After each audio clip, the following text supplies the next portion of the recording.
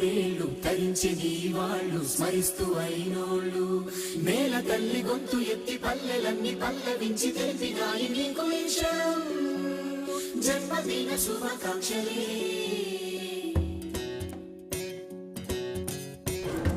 చరిత్రలో చాలా మంది ఉంటారు, కానీ చరిత్ర లిఖించదగిన విధంగా అంటే ఒక ఉద్యమాన్ని ప్రారంభించి ఒక కళ కని ఇవాళ రాష్ట్రాన్ని సాధించి ఇవాళ హిస్టరీలో నిలిచిన నాయకుడు, చరిత్ర పుటల్లో శాశ్వతంగా నిలిచే నాయకుడు కేసీఆర్.